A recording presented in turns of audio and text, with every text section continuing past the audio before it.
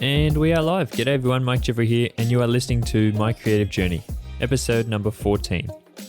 To all you new listeners out there, hello, and thank you so much for taking the time to stop by here today. As I said, my name is Mike, and I'm a freelance photographer from Sydney, Australia. Each week on the show, I bring you guys along on the highs and lows of my own creative journey, and share all the knowledge that I've gained along the road to building my own freelance business. In today's episode, I'm going to be speaking all about manifestation, and how I faked being a photographer until I actually made it. All of us have big goals and dreams, but only a small few of us actually take steps required to reach their dreams. In this episode, I want to show you that it's easier than you think, and with a little bit of time and effort, you can really achieve anything. But before I do that, I want to talk about my life over this past week, and as you guys probably know from me speaking about it over the course of this podcast, I ran my half marathon last weekend, and it actually went a lot better than I thought it would, all things considered. It's been something that I've been training for, I guess, for the past probably year and a bit now. It's been something that I've been wanting to get back into. I have run half marathons before in the past, a few of them a few years back, but then I stopped because of an injury and then sort of had a few years off because of other things happening in my life, and I just wasn't as interested or wasn't as enjoying it as much as I thought I used to. And so I did take a bit of time off, and then last year I tried to get back into it, but then obviously with everything happening in the world, it sort of had that all on hold, and so I finally entered to run my first one in April this year. So that has just passed, and I was really glad with the result of it, to be honest, because although it's been something that I've been training for quite a long time, I still was still unsure whether it would be something that I'd be able to actually complete. I know the last one I did 3 years ago, and I injured myself in that race, and obviously it was something that I really struggled to actually end that run. And so being able to build up and get and actually end this one was really nice. I was a little bit under the goal that I'd set myself of the sort of time that I wanted to be able to finish that run in, but overall I think I'm just glad that I was able to finish that one, and this wasn't one that I wanted to really be too hard on myself about having to get a particular time. I know, as being my first one back, it was a tough race, and so having the confidence now that I can actually end one and moving that into the next race, I think will be a lot better and a lot better for my preparation going into the next one, knowing that I can aim at something and knowing where I actually sit, because now I do have some sort of benchmark. So that's going to be really great going forward.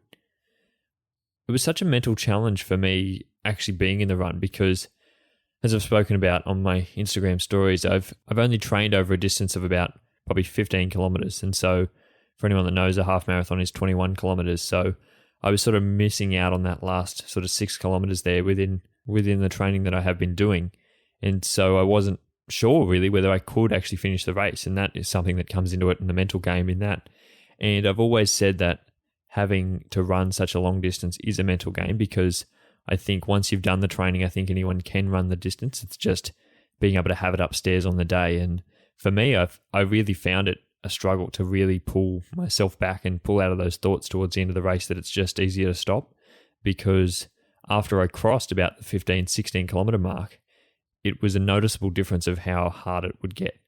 And that's not to say those kilometers were any harder than the other kilometers that I'd already run, but I think I'd crossed the barrier of what I knew was achievable in a way, because I'd run that far in training. So I knew I could get to the 15 kilometer mark, but past that was a bit of the unknown, and past that was not something that I had prepared for, and not something that I knew whether I could do or not. And it's interesting to me, I come at it from a different point of view of being intrigued by the psychology behind it, and the not knowing whether you can actually achieve something, and having that sort of mental game behind it.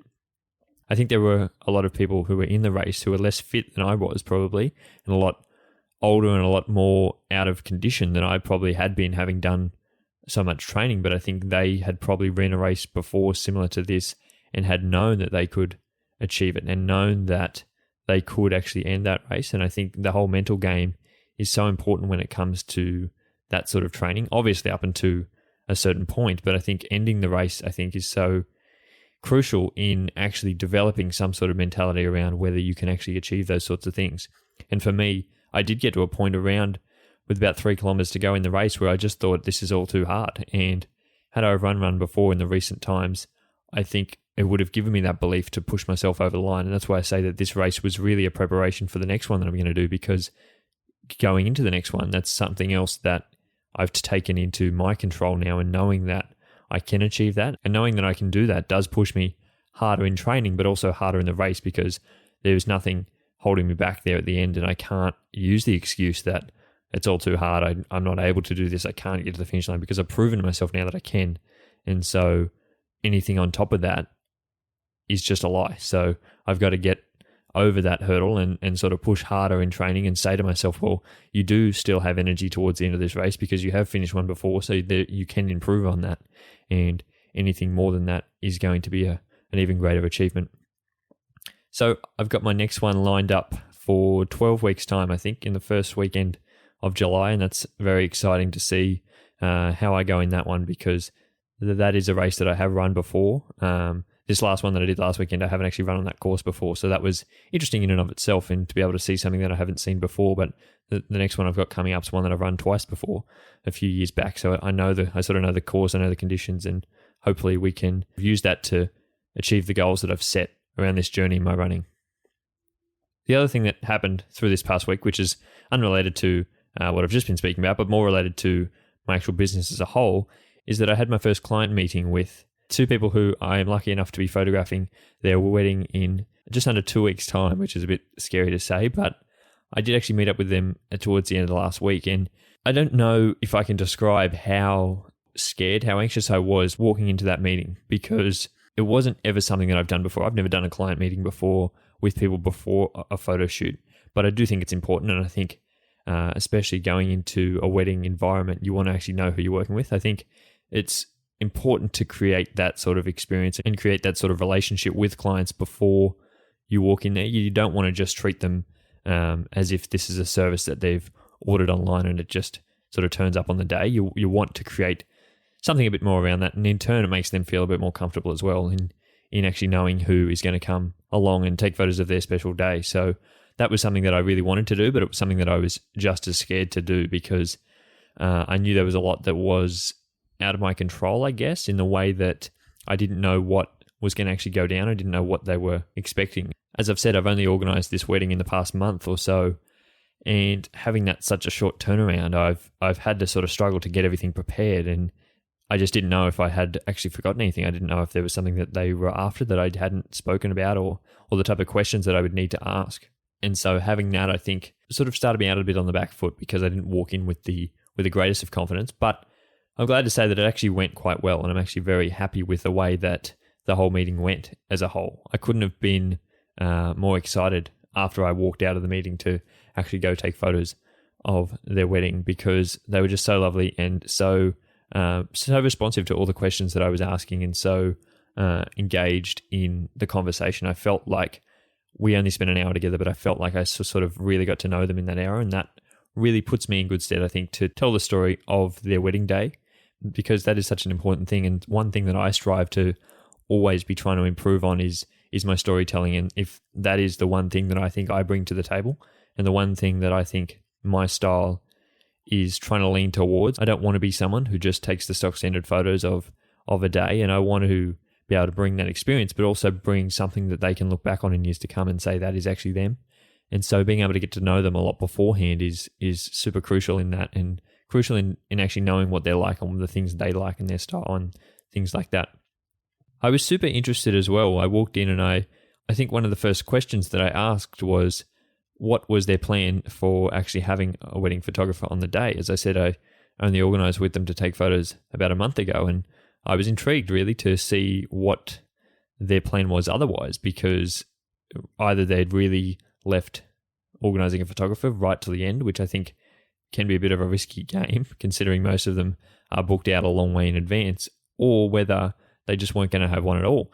And it did actually turn out to be the latter of those two, because they told me that they were just happy for friends and family to take photos, or they were just going to give someone else a camera and ask them to take photos on the day of someone who was already at the wedding. And I heard that, and I was first off very thankful, because I was glad that I was able to give this to someone who actually really needed it, because they'd expressed that it was because of how expensive it would be, and they weren't really the type of people and didn't think that they needed a photographer, so that was one of the things that had to be cut. And so I was glad that I was offering this service for free for them, because, as I said, the meeting just went so well, and they were so genuine and so and so receptive of the work that I was trying to do, and also allowed me in a lot and didn't just sort of take this opportunity for granted. They were very thankful for the thing that I was providing for them. And so I was so glad that I could provide this service. But then second of all, I think the other thing that really hit me was the fact that that would have been something that would have been excluded. The service of photography was something that they were willing to go without for the sake of how expensive it was. And it's never something that's really hit me before, because for me, photography has always been something that I prioritize. I think having great photos and great images is one of the most important things of any event, let alone your wedding. And so to hear someone else say that they were going to forego that for other people and to have more guests there and to have the venue that they wanted was just so surprising to me, because that would never be something that I would leave out of my wedding day. It really came to me, I think, that there needs to be more education around photography and around how much of an impact it actually can have. I'm not trying to bag out anyone here who would choose not to have photography, and I'm not trying to push anyone into having a photographer if they don't actually want one, but I want to be able to educate people on the reasons why I think that they should have a photographer. And this is not coming from any perspective of my own other than the fact that I think it's just so important for those memories in years to come, but also being able to see things that you don't see. And I just think it's incredibly important to not only have a photographer, but have a professional photographer, because you can say that you are happy with just photos taken on your iPhone. And I think there has been a genuine swing towards that, obviously, over the recent years, where accessibility to cameras and photography has blown up. And so people are opting to just say to people, well, I'll just give you a camera for the day. Can you take a few photos around? Or the whole movement around having just instant cameras on the tables at the venue and just taking instant photos, and that's all you're going to have for you to remember the day by. And I think while that's great, and I think that adds a lot of character, it adds something to remember your wedding by, I think there's nothing that can beat genuine photography and genuine experience and storytelling that comes along with professional photography. I myself was always skeptical about the value that photography actually provided and whether the quality actually outweighed the cost, because, as you know, it can be a very expensive endeavor, and I can see why people would exclude it because it is so expensive. But I don't think you need to go for the most expensive photographer. I don't think that there is necessarily a correlation between the price of a photographer and how good they are. I don't think that that is genuinely true, that someone who charges 10 times the price is 10 times a better a photographer, because I just don't think that's true. And I think that's more based on supply and demand rather than actual skill of a photographer. So someone who's in high demand is going to charge more because they don't want to get booked out 2 years in advance, and they don't want every weekend of theirs to be taken up, and they probably think, well, they're at a level that they don't have to shoot as many weddings if they charge more. You know, if I charge twice the price, I only have to shoot half as many to earn the same amount of money. And so that is probably where they've gotten to with their life, and that's great for them. But I think that there is a position under that where photography can be accessible for people, and I think that the skill doesn't drop that much by hiring someone who is a less expensive photographer. I think that is a misconception, and I think just because the average around is this amount doesn't mean you need to be happy with that, and doesn't mean you can't ask for a reduced price on anything, because that is okay as well. And so to round that out, I just really think that education around this is so important, and it's so important, I think, in any industry, regardless of what you're trying to do. I think education around why someone would need to purchase your product. I think there's too much assumption placed on the fact that people already want to buy your product or service.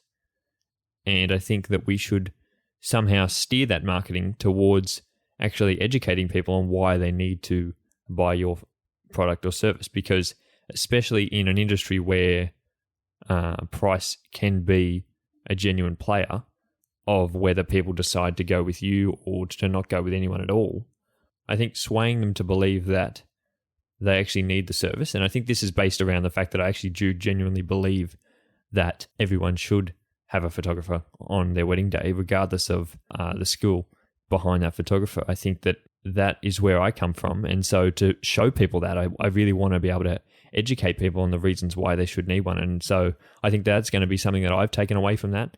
and not in a selfish way to try and push it on people who genuinely can't afford it or genuinely don't really want photography, because there are always going to be people like that, and that is quite okay. But I think the reason, and the biggest reason probably behind why people think it is something that they can exclude or don't need to have, is because there's no education around how important it is, or they've had a bad experience before and don't think that it's important, or they actually just don't see the value that quality photography provides. And so that is something that I'm going to be trying to actually look at a lot over the next few months, and trying to use the time that I have to be able to educate people and show people what sort of an impact quality photography can have, and what sort of a story that can portray, and what sort of the impact that having those photos for a long period of time can actually have, and showing people why this is a service that they need and they can't go without. And so now I'm going to hop down off my little soapbox there and get back into talking about some of the things that I wanted to speak about today, which, if you've read the title of today's episode, you already know what it's about. But I really want to talk about the term manifestation. And I've been thinking about this a lot recently, but more so in the past couple of weeks, because I've just been thinking about how amazing it is that I get to do photography as a job and for a career, and how grateful I am that I'm able to do that every day. And it's really got me thinking about how I ended up here. And a lot of people ask me how I started on this journey, and how I actually took those first steps, and how I ended up where I am today. And by no stretch of the imagination do I think that I am a successful photographer, or that this has become something that is a full-time job for me. But I do think that I'm a lot further along than a lot of other people, and I'm really glad of where I am now, and I'm certain that I'm on the right path, and I can really see upward movement, and I'm just hanging in for the day where I can actually say that I've really made it, and it is going to be something that I can continue to do full time as a career going forward. And for me, I think the biggest thing in how I actually ended up here was that I manifested it. I can't put it down to anything else but that. I think that in the beginning, I really just faked it until I made it, in the sense of I didn't really have any idea what I was trying to do in the beginning. But as long as the things that I was trying to put out there in the world and portray to other people were in the right vein, I think that was proving to someone else that I could actually do this work and I could actually survive in this career. You know, I always think about how I could have just gone and worked for someone else and worked up in the ranks and worked under someone else and sort of learnt from someone else. But the way I opted to go for it was just to prove to the world that I was already good enough to work by myself and work for myself and work as someone who could work for other people, because I never wanted to get stuck, and I never wanted to be used by someone else. I always wanted to learn by myself and learn it in the way that I wanted to learn. It was always a case for me that starting this business was something that was going to be more freeing, and I didn't want it to be more of a burden, because I always felt that working for someone else was going to be more of a burden. And so that's basically why I started by myself. And yeah, I didn't ever go to school for photography. I'd never even held a camera 3 years ago. But I think through that manifestation, I really allowed myself to believe that I could do something. And so that has really been the main driver behind why I am able to be here today doing what I'm doing. So today I wanted to talk about the power of manifestation. And I think that all starts with what actually manifestation is. And to me, I think it's the act of actually making something happen. And you can describe that in a lot of different ways, but it's really the law of attraction, or the idea of faking it until you make it. Because if you put energy out there in the world into something, then things will come back your way. And being able to manifest something is more than just believing that it's something you want to do, but you've got to put energy into it and effort into it to show the world that it is something you want to do, and show that you are able to pursue this long term, and show that this is something that you can actually achieve. Because it's one thing for you to believe it, but it's a second thing to prove to others that you can, and actually make them believe it as well. So I think in order to make it happen, I think that is one of the biggest things is first off being able to believe in yourself, because that is one hurdle that you do have to cross. And it's one that I struggled with for a long period of time, was believing that it was something that I could actually do, especially changing from another career completely unrelated to the one I'm in now. I think that was a hurdle that I had to get across, because I just didn't know whether it was something that I could do. But I think through reading and hearing other people's stories, it really helped me to know that this was something that I could do, and it wasn't just a blind leap of faith. It was something that, I knew if I put the time and effort in, that I could achieve something here. I've always been someone who has had a lot of belief in their own ability, and there's always been a little bit of belief in that if I try something, I can achieve it, and then if I put enough effort into any one thing, that I'm able to do it.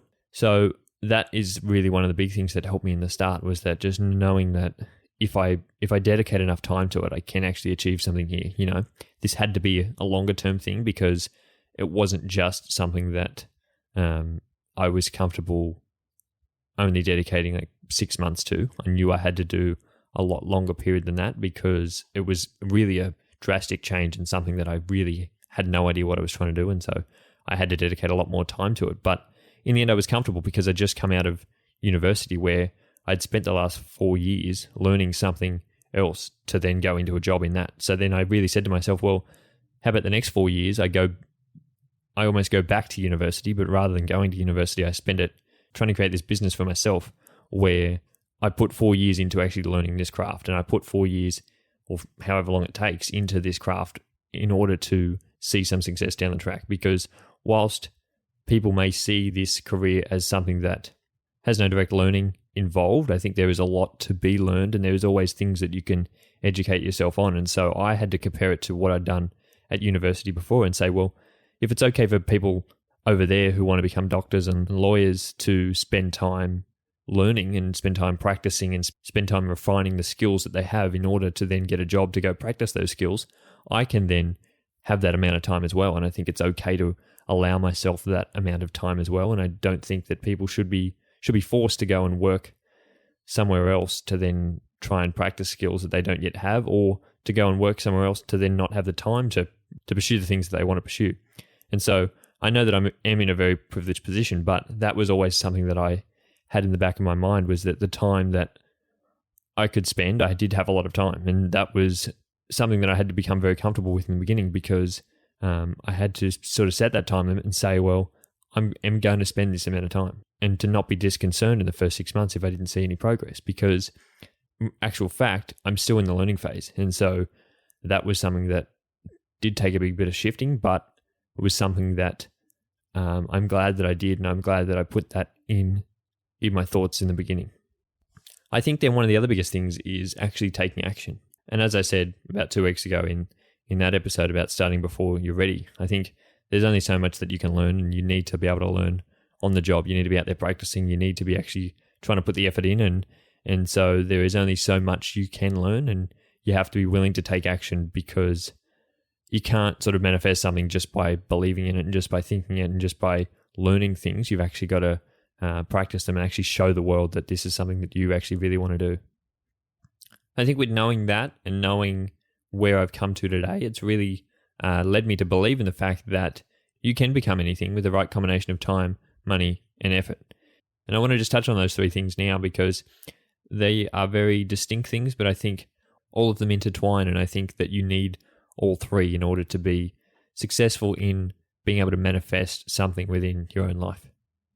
In terms of time, I think that it was probably the most abundant asset that I had at my disposal. I think that time was something that I had quite a lot of, and I knew that I could spend that time in a number of different ways, but I wanted to invest time in my own business. I didn't want to go and get a job. I didn't want to go and get work for something else that I wasn't going to be aiming towards. I wanted to focus as much of that time as I could working in my business. And I've spoken about this before in my own time management, and saying about how I didn't just want to become busy all the time, but I did spend a lot of time in the beginning, I think, working on the business and working on different things and researching, as I said, and learning a lot of different things. And that time now has really set me up for a lot of different things, because I don't have to spend as much time now working on things that I've already done work on and already put groundwork in. Because, as I said, I think last week, I think you have to be ready to take that shot when it does come along. And so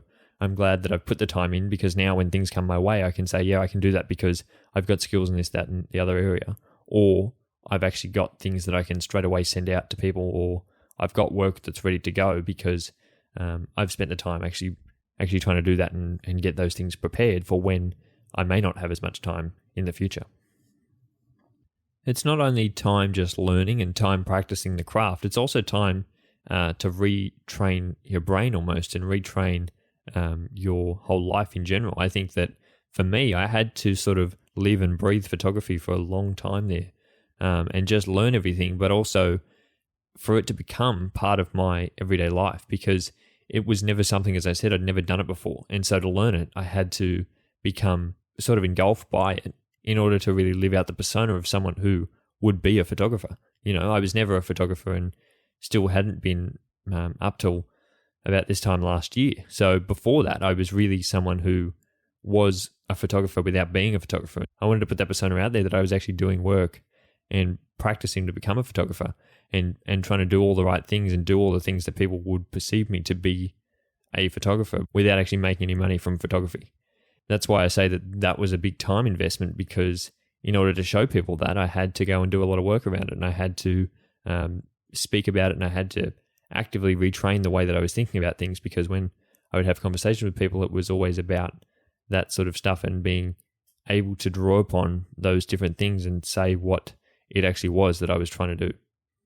I've always believed the saying that you are the average of the 5 people you spend the most time with. And for me, I think this really came about through both YouTube and Instagram, because I had really just become someone who was spending all their time on YouTube and Instagram. And I was really trying to learn from other people and people who inspired me to continue on this path. And so I felt as if I was sort of merging into these type of people, whether that be through YouTube and hearing the way people speak and hearing the way people talk about photography, or on Instagram and seeing the way people portray themselves as photographers and seeing the type of images that they post, and me sort of trying to learn from that and trying to gain inspiration and trying to emulate that as best as I could, because I was trying to put that persona out there as well, even though I wasn't anywhere up to the level of the people I was listening and watching. I just wanted to put that persona out there in the world, that was something that I was trying to do. In time, people will start to see you as an expert on that thing. If you keep putting things out there in that field, people will start to see you as that type of person, and you will become part of that tribe almost, because that is the thing that you most relate to, or that is the thing that other people can see you most as. And being able to know that as your story, as I've spoke about last week, and being able to know what it is you're trying to do and put that out there in the world is so important in the first step in trying to make people believe that this is what you want to do. You really have to remember that being an expert isn't all about being the best. And it's never been, for me, something that I've strived to be the best at any one particular thing, because I know that's well out of reach, and I'm never even close to being the best at anything I do, even photography. I'm never going to be the best at that. But I think that being an expert is about being a lot better than the people who it is you're trying to teach. And so by me speaking about photography on my Instagram page, where most of the people who do follow along aren't photographers themselves, I think that puts me in a bit of an expert status above those people, because they've got no idea what the different things that I'm talking about. So if I'm educating them on something, that means that I'm a little bit of an expert in that type of field according to them. And positioning yourself in that way really sets you up to be someone who is in that career and who is working towards that type of thing, because then when they think about that particular topic, they think of you because you've positioned yourself as an expert in that field. Now, the second of the 3 assets, if you will, that I spoke about before is effort. And that has always been something that I've strived to improve on. And I think it's always something that everyone can improve on. But I've used the time that I have had and tried to put a lot of effort in and tried to achieve things with the time that I've had. I didn't want to just take time to actually learn things. I wanted to actually get out there in the field and actually put the effort in. I spoke about this a few weeks ago in me just going out there and trying to do work for people and trying to offer work to friends and family and trying to offer work to anyone who would have me. I've offered work for free because that effort comes back to me tenfold in the long run. And I'm happy to go work for free, and I'm happy to go work for other people, because that is me actually trying to do the things that I say that I want to do. And it's more than just having to go and do this one thing. This is me actually really wanting to go and do these things and wanting to go and actually make this life for myself. And so by working for other people and then showing other people that I am working, provides this sort of connection in their head that, oh, this person is actually going and doing this thing. They must be that particular thing. Even though I may have never had any actual paying clients, people didn't need to know that. People didn't know these people weren't paying me, but the fact that they could see me actually doing work and be impressed by the work that I was trying to do, I think that's a big aspect of it as well. People have to enjoy the work that you're trying to do. But the fact that they could see it meant that I was working in that field and meant that that would be something that they could then potentially ask me for work for. I was so surprised when people asked me to go and photograph their wedding, because I was like, here's me, who's someone who's never photographed a wedding before, and people are actually asking me to go and do work for them. And I think that only came about through me manifesting the fact that I was a photographer. And then I all of a sudden announced that I want to do wedding photography, and people are happy to take me up on that because they've seen proof of the work that I've done, and they've seen the journey that I've been on, and they've seen the amount of effort that I've been putting into trying to become a photographer, and so they're happy to help out.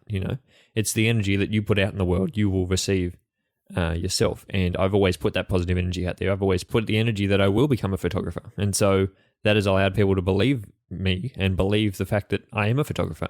If I was out there every day questioning whether this could actually be something that I was trying to do, or whether I was out there trying to put more effort into something else, or people couldn't see the work that I was trying to do, I think it would become easy for them to question whether this should be something that I should be trying to approach or trying to do with my life. But when they can see me putting so much effort in, I think that gives me a lot of proof and a lot of credibility in this area. And that is why I think people were happy to book me for their weddings, was because they've seen the work that I've done, they've seen the effort that I've been putting in, and they know how much I actually want this. And lastly, the third thing that I said that you needed was money. And I think it's true, you do need money to do anything in this world, but that's not saying you need a large amount of money. You have to be willing to invest money, otherwise people will never take you seriously. If you're not going to put your own money on the line here, then people will never take you seriously. It's like, if you're not willing to invest in something, then why would anyone else invest in it either? If you're not going to prove that you actually believe in it, why should anyone else believe in you? So for me, it's always been about, I know where I have to put my money, and I know that there are things that I just have to spend money on, but I know that that's also an investment in this business, because I know that this business is going to grow, and I'm happy to spend the money now, and I'm happy to lose money in the beginning because I know that I'm going to make it back in the long term. And I think people seeing that can see that either I'm crazy because I'm throwing all my money away at something that I have a small chance to actually ever achieve, or I'm the smartest person ever because I know that this is going to grow, and I know that the amount of effort I am trying to put into this has to work, and I know that it has to go somewhere, so this money isn't all in vain.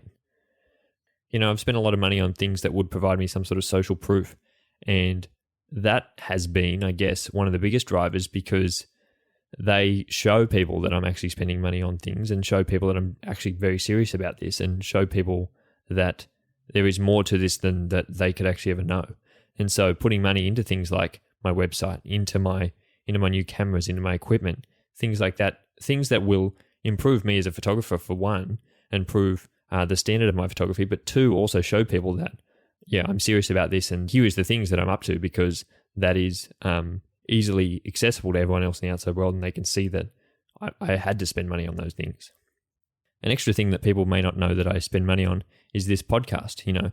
I started this for free, and I started this with equipment that I had at home. I don't have a big studio here at home. I already had a microphone, I had a computer, I had everything ready to go, but I actually pay to have this podcast hosted every week, and I pay a subscription service to get that out there in the world. And whilst that may not be the largest amount of money, I'm content with actually paying that money, because this for me is more than just, something to do in my spare time. This is something that I'm trying to be able to put out there in the world, and trying to put energy out there in the world, that this is something that I really want to do. And so being able to put that energy out there in the world sometimes requires a little bit of money, and sometimes it requires a little bit of effort, and a little combination of both of those, I think, is the perfect way to sort of prove to people that you're really serious about this, and to be able to manifest something that you previously had never had experience with.